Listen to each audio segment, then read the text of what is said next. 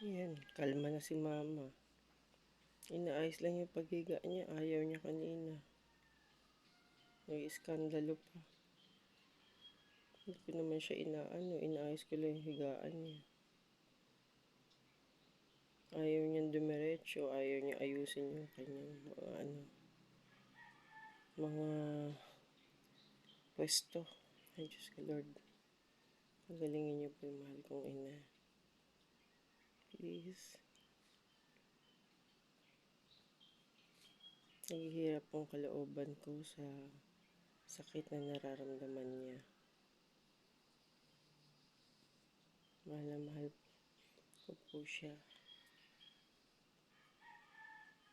Hindi na ako nakakatulog masyado kasi nga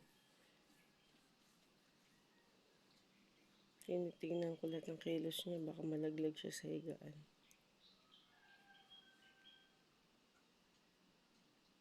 Ayaw po niyang magpa-x-ray. Ayaw magpa-opera. Ayaw lahat. Ano pong gagawin ko?